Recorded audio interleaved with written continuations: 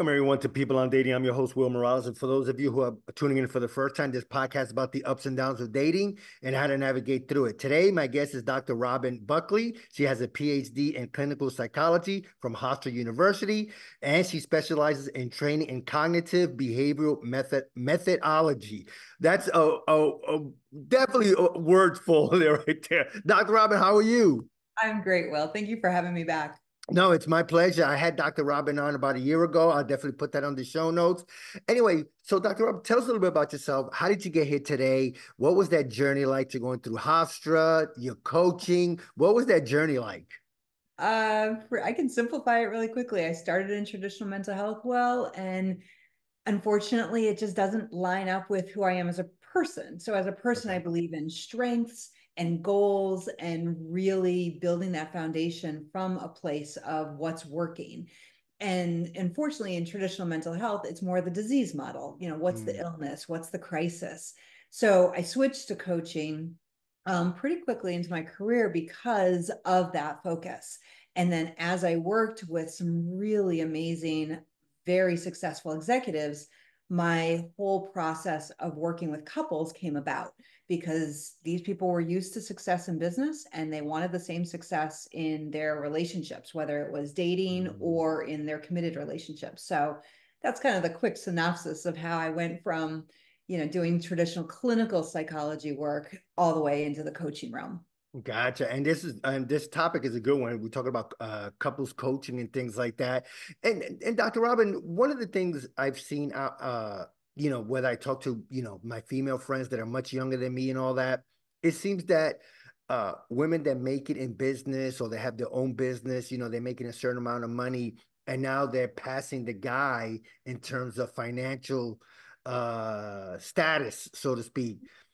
Have you seen that the level playing field has shifted towards more women becoming, more independent, and leaving the man behind, where now maybe he might feel inadequate in terms of the finance part? Does that make sense? Yeah, it does make sense, Will. And when I talk to particularly women about this, it really comes down to trying to reframe how we define success. Okay. The traditional norm has been around certain titles or certain financial status.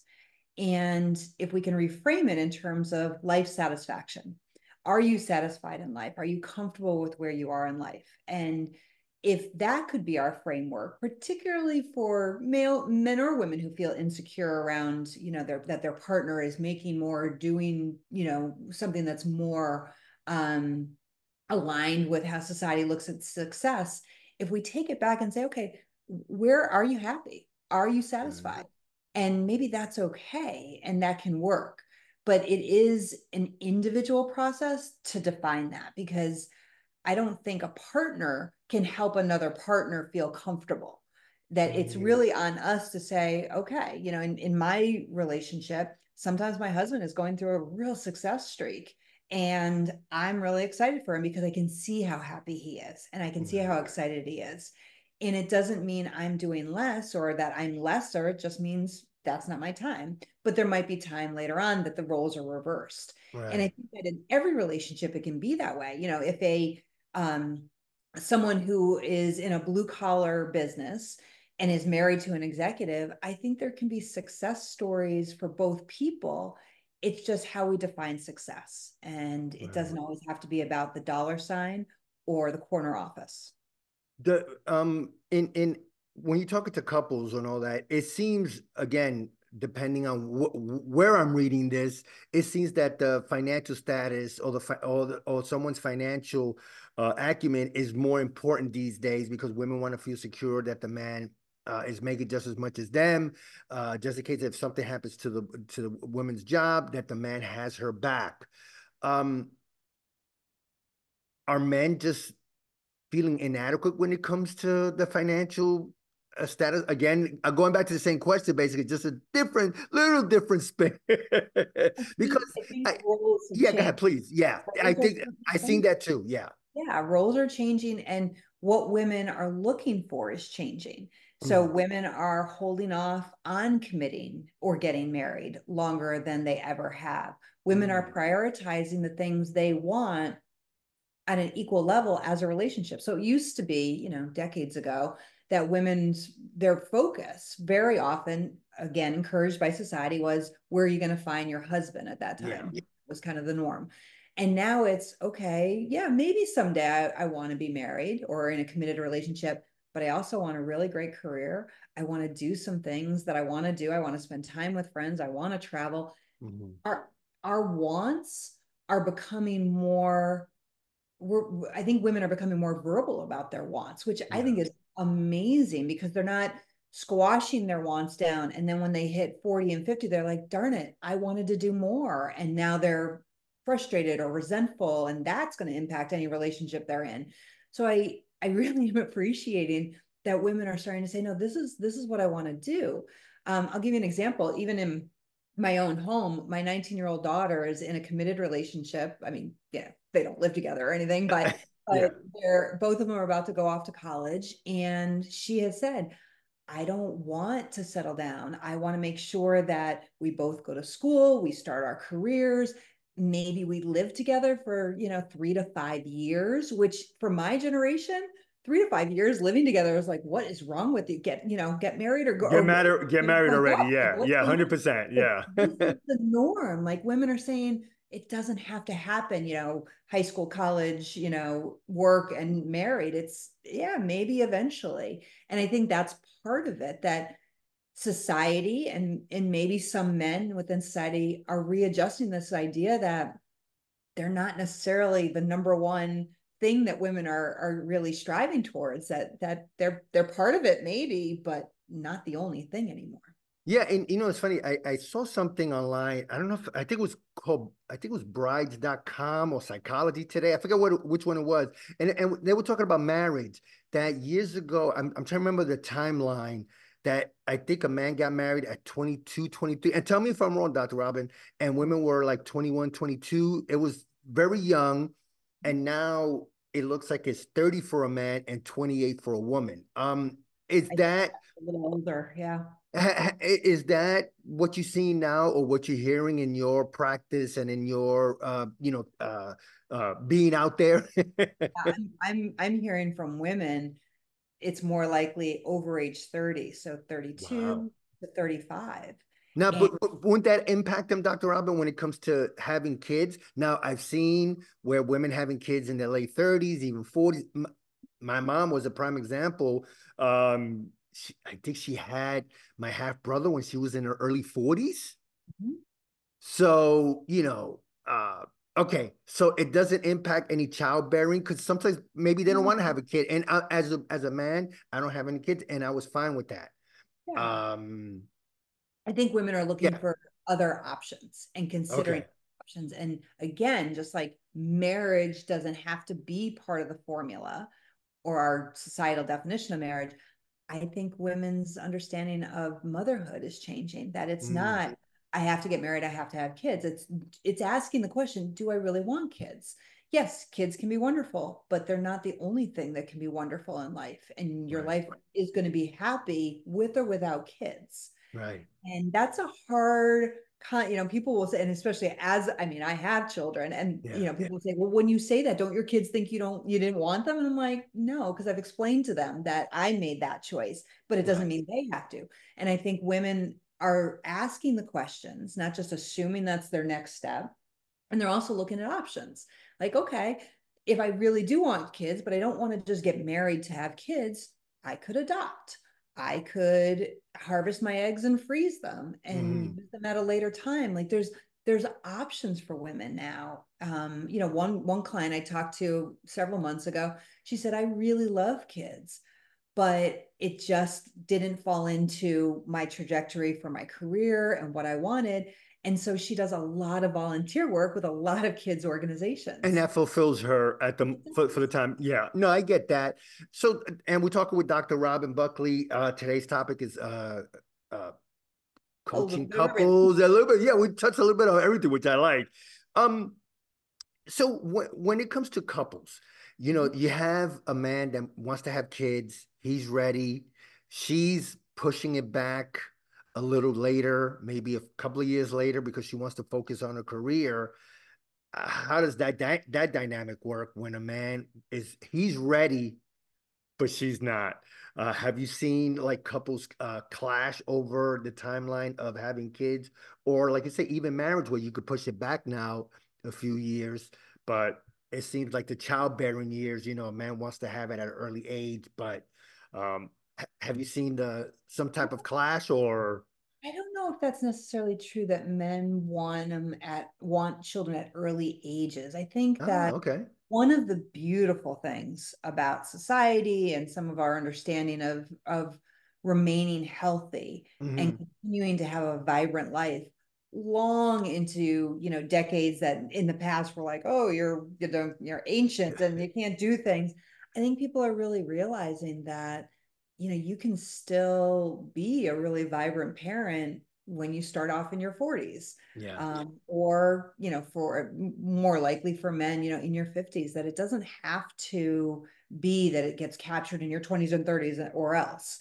Right. So I haven't seen a lot of conflict about it. Now, I have seen a lot of conversations about it and renegotiation. So I always say, I hope these are the conversations you have before you get into a committed relationship so that we're really clear. Like, yes, I eventually want children. I just don't know when. Or I want children, but I want to accomplish these things first. Like Yeah. those conversations are imperative to have before you commit to into a relationship. Are you finding, I'm sorry, Dr. Robert, are you finding that that happens, that the conversation is happening? Or, okay, so yeah, talk more about it. Because sometimes I wonder if the man is willing or the woman is willing to, state her preference at the beginning and say, hey, I'm 25, I want to focus on a career, maybe we could build something together. And the man is, again, he's not at that level yet because for some of us, it takes a little while to get going. So does that make sense? Yeah, absolutely. And I think that what I've seen is more and more these open kind of conversations and a continuation of the kind. It's not like we're going to have this conversation once and never bring it up again. It's a continuation, which Yeah. is important. And I used the word renegotiation earlier. A Great relationship, word. as you know, Will, we talked about this. A relationship is very much like a business and can be Yeah. structured like a business, where if you check in with each other monthly or quarterly and say, okay, where are we at now? What are your thoughts around this? We've talked about a family eventually.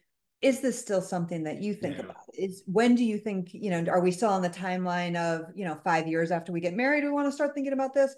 Or now do we need to renegotiate or reconsider this?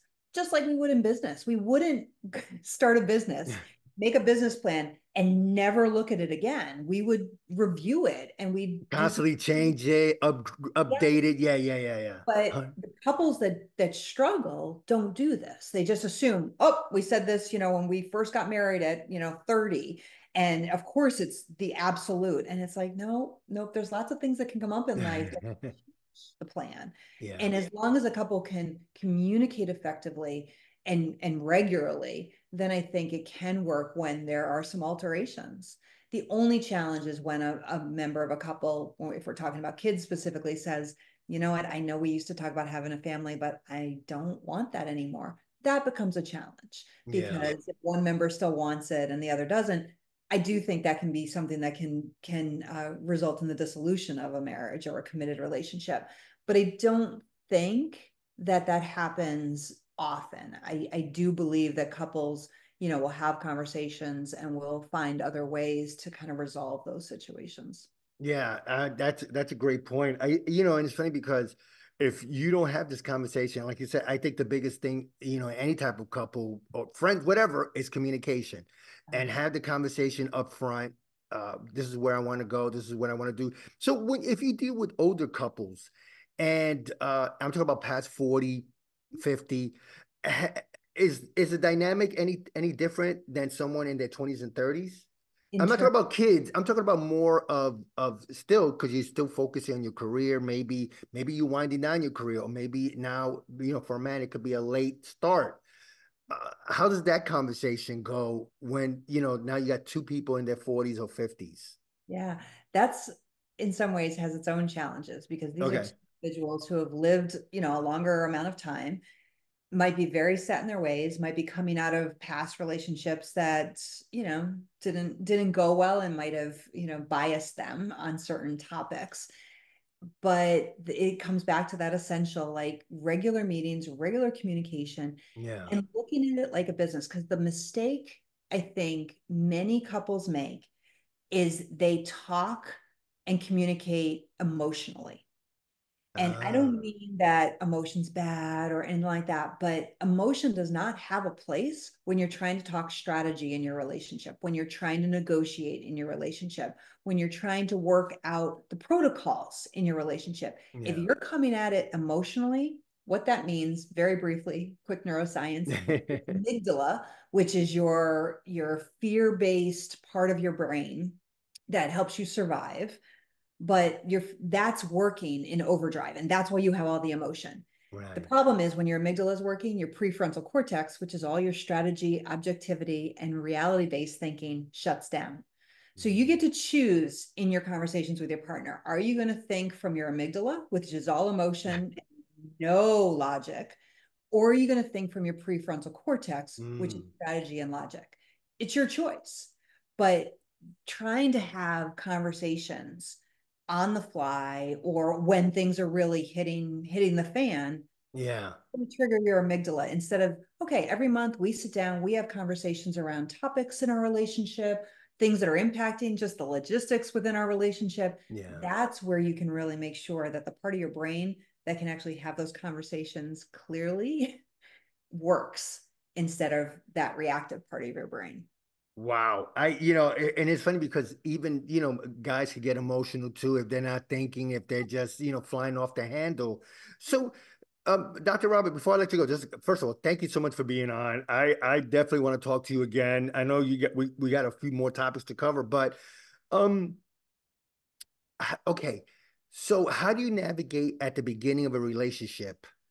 Like what are some of the strategies you would recommend for, let's say, couples in their 20s and then older? Should they just talk about this at the beginning? Uh, if none of them talk about it, then all of a sudden you throw a little fly in their soup. All of a sudden, wait a minute, what's going on here? How imperative is to have that conversation early on? I can see the look on your eyes. You go I'm like, Will, is this a rhetorical question? Yeah, these conversations absolutely are important to have, but I think it helps to start, when you're dating, to actually, before you even have the conversations, is you create your ICA. So in business, an ICA is your ideal client avatar. And uh, a successful business will sit down and say, who do we want to target? Who are we looking for? Who's really the people that we want to focus on?